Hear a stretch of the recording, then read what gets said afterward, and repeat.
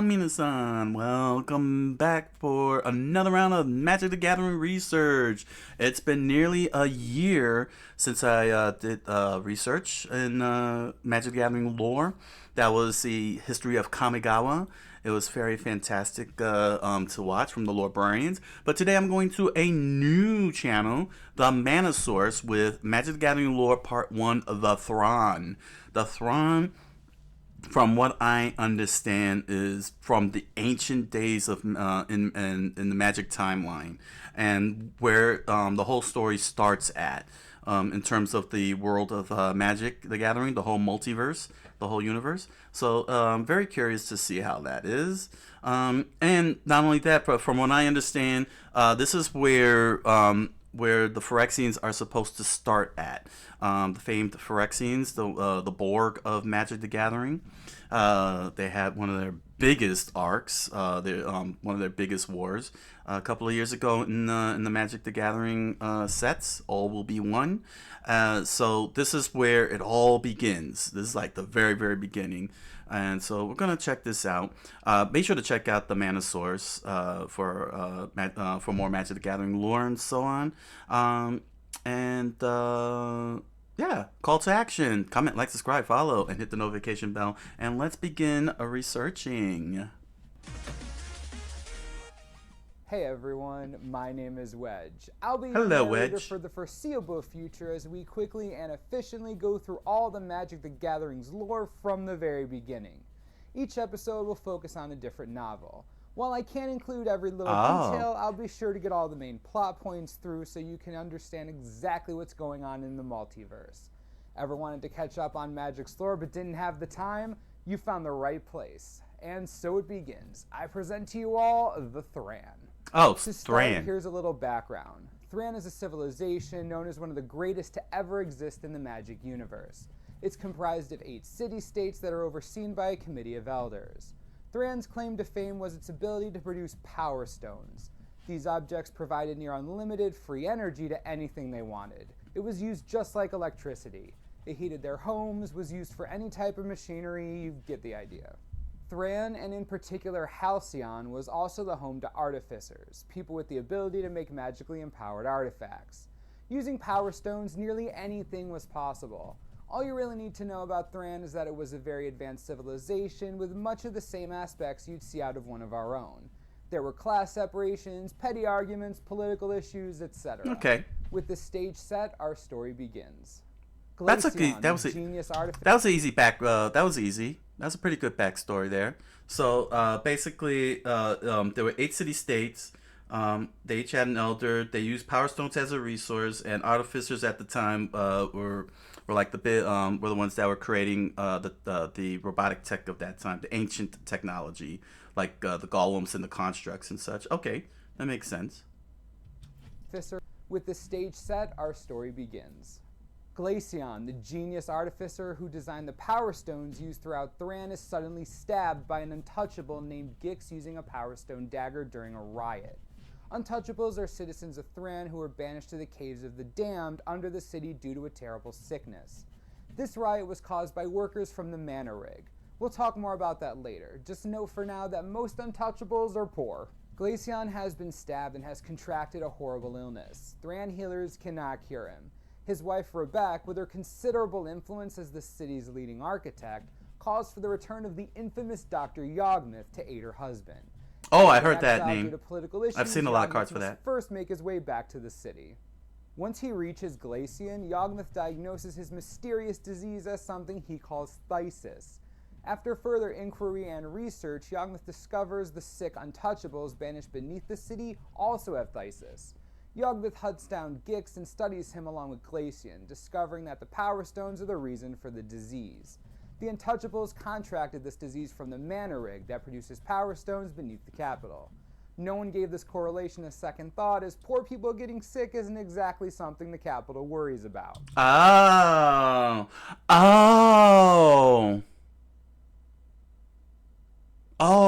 So is this the? According to the game cards, the how you say, from all the most recent Phyrexians, they had they talk about Phyreces being a disease from the Phyrexian oil, which is what turns a living being into a Phyrexian. Is this the precursor to it, the feces, or is this what would become the Phyreces and infected the Untouchables and of course Glaceon? Because Gix stabbed him with it, and they were infected because of because they were in the quarry, the mana rig. Okay, so whoa, in the mana rig. Okay, all right. So the infection started in the mana rig. The poor got infected. Hence why they're called the Untouchables. Gix, one of the Untouchables, stabbed Glaceon, who was the creator of the Power Stones.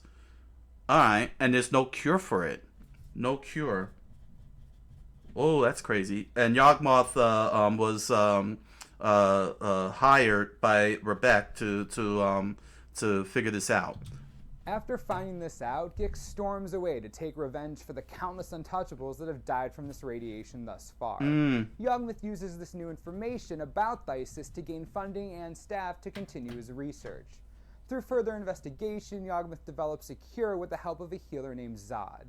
They decide to use metals to create a serum that fights Thysis. While this is all going on, Gix is really upset, so he leads a rebellion of the lower classes. When the city's just about to rip itself to pieces, Yawgmoth shows up with a cure and hands it out to all the Untouchables, quelling the rebellion and becoming a national hero in addition to being elected to the council. This celebration would be awkwardly short-lived, since soon after this, creatures of all kinds came knocking on Halcyon's door demanding Yawgmoth's head. They claim that during his exile, Yawgmoth performed terrible experiments on humans, minotaurs, dwarves, and all other manners of living beings. He would both spread disease and cure it, for science. Naturally, this didn't go over well with the council, and a vote was taken on whether or not to hand Yawgmoth over. The vote was split, and the newest member of the council, Yawgmoth, got to decide for himself whether he would stay. Naturally, he chose not to die to a bunch of diseased minotaurs. With Yawgmoth virtually untouchable, he continues his dastardly deeds. Glaceon hasn't recovered like the rest of the people who were given the serum. He remains in poor health and starts developing various mental disorders before going into a brief coma. Yawgmoth and Rebek grow closer as she spends more time with him and away from her husband. Little does she know, Yawgmoth has been intentionally diluting the serum to get more people sick. Oh, that's actually evil. Oh, Yawgmoth diluted the cure. Dang. Oh, this guy Yawgmoth is getting more and more. Wow. No, that's actually pretty amazing. That Yawgmoth would come out the hero. But he did it at the expense of the other races, where he experimented on them to get to that cure. And then he goes and cures his own people, the Untouchables, became a hero, rose up the ranks, and then those races came back to get back at him. Wow. And Yawgmoth now starts rising even further into power. That's it. This guy's a one-man wrecking machine. Here enters the planeswalker Dyfed. She had heard of Glaceon's genius and wanted to meet him for herself. In the middle of said meeting, Yawgmoth bursts in. Wasting no time, he convinces Dyfed to find a plane where he can create his own utopia. Soon after this arrangement is made, Gix decides he hasn't had a good rebellion in a while. He leads a large riot, but Yawgmoth was long prepared for this. In the sky above Halcyon, there is an object people thought was a moon. Yeah, not a moon. In fact, it was a device designed to control all Thran technology remotely, another one of Glaceon's designs. Using this overpowered device, known as the Null Sphere or Null Moon, he crushes Gix's rebellion and retains full control over the city. The planeswalker Dyfed comes back to Yawgmoth saying she found a plane he'd love. The plane is a weird combination of both life and artifice. It's perfect for Yawgmoth. In the Caves of the Damned, now turned into experimental laboratories, Dyfed creates a planar portal from Dominaria to this new plane, opening up the door to go between them permanently.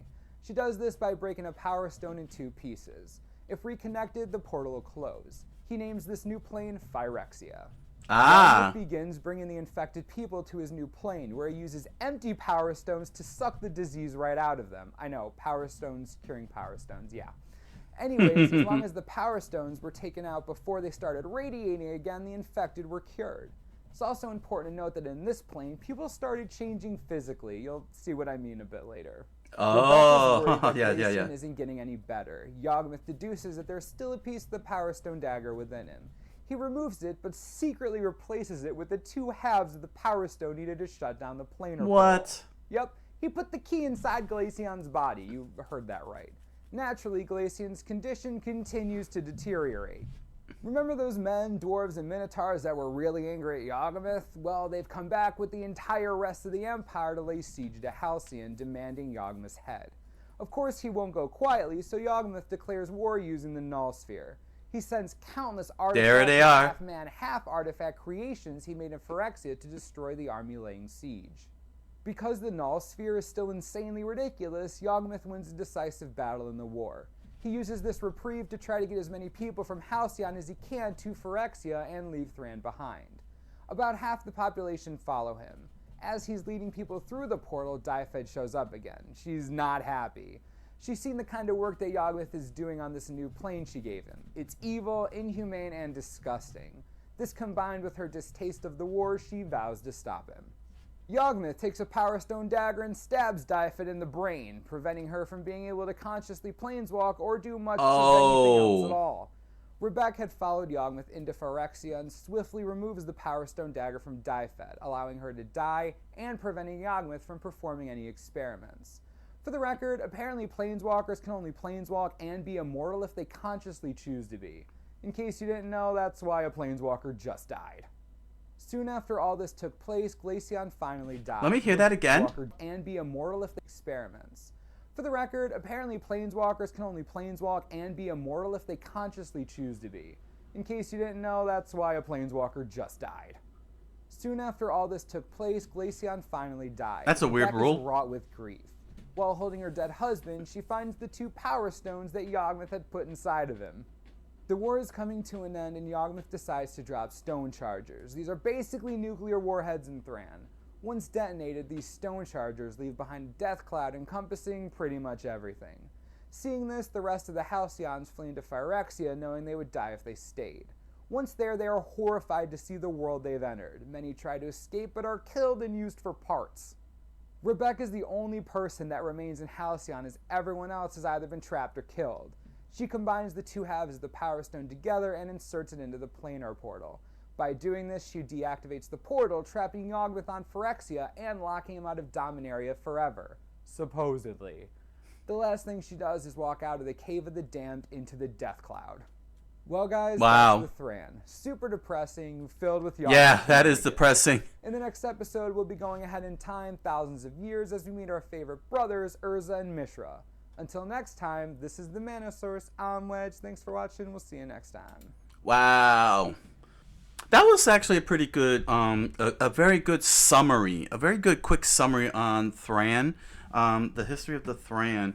So, yeah, Yawgmoth, Yawgmoth is, they got cards based on a lot of these guys here. Let me find a Yawgmoth card. But this was kind of crazy how Yawgmoth just rose to power so easily, you know. I mean, it was just by a simple mistake, you know, accident, I guess. It wasn't on purpose, but you know, the Thran, like every civilization, you know, how they treat the poor and the malnourished, you know, they treat them like crap. They send them down into the mana rig, and they get basically a disease, like a cancer-like kind of type of disease from being down there with working with those Power Stones, theses. I'm kind of curious if that would later become the Phyrexians that the Praetors use in all will be one arc. It's pretty interesting, you know, saying how it all comes back. But as we work our way through how we get to the Phyrexians, we'll work our way through to get to the Phyrexians, because I don't have all the details. You know, I don't have all the details regarding Phyrexians, because it really does go back thousands of years with well, I pronounce it Thran. I guess it's Thran. Sorry about that. Magic fans, I like Thran better. I don't know what it is. It sounds more devastating. But basically, this is Yawgmoth. This is what he actually looks like. The Thran physician, human cleric. What set is this here? Dominaria remastered. It was a Dominaria set, and they got remastered. Huh.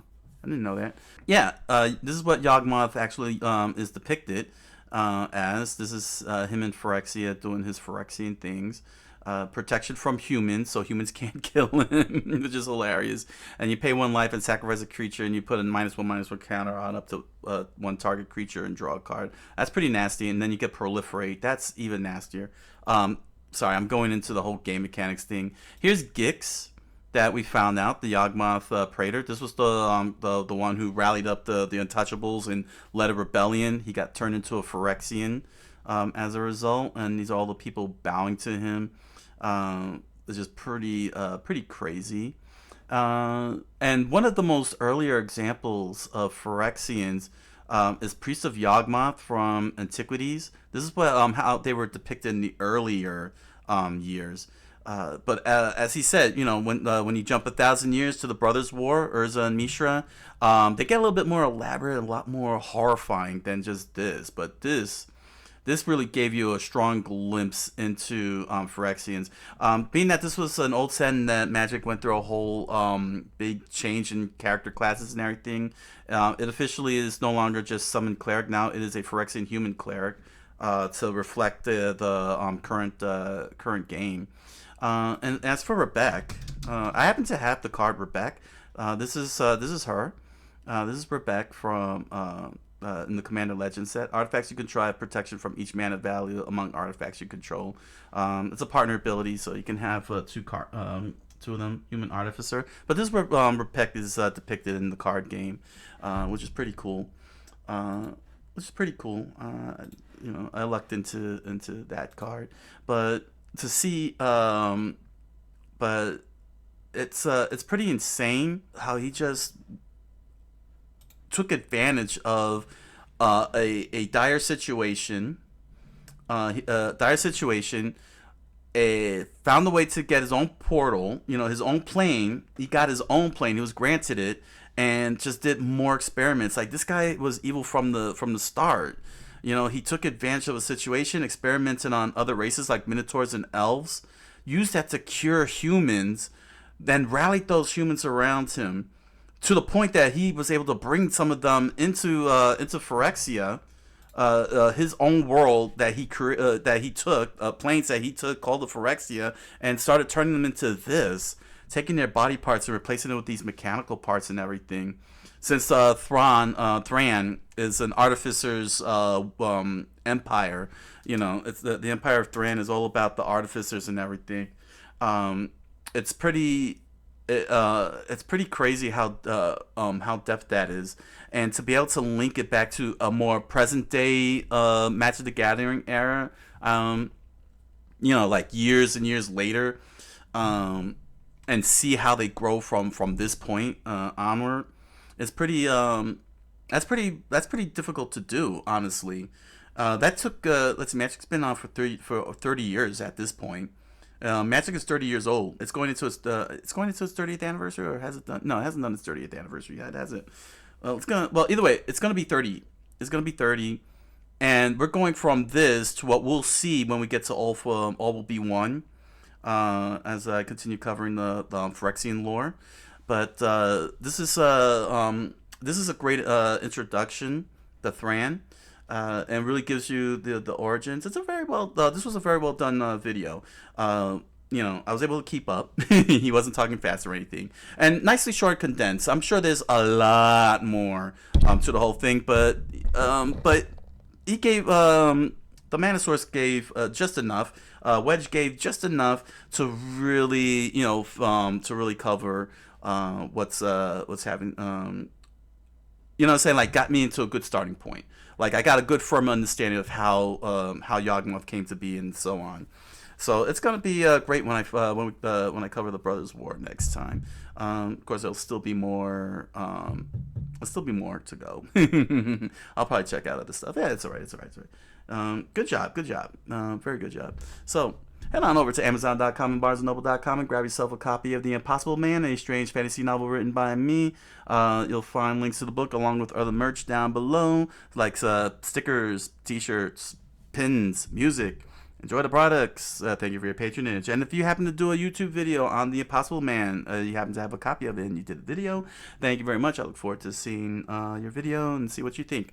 And if you want, you could join me on my live multi-stream on Twitch and Kick every Monday through Thursday, 10 o'clock p.m. Eastern Standard Time, where I do research videos, Japanese studies, study nights, gaming, plenty of gaming, and other things, and behind-the-scenes stuff. So, yeah, I look forward to hanging out with you. So, until the next round of Magic the Gathering research, I thank you all for joining me, and I wish you all a good night, buenas noches, and oyasumi nasai.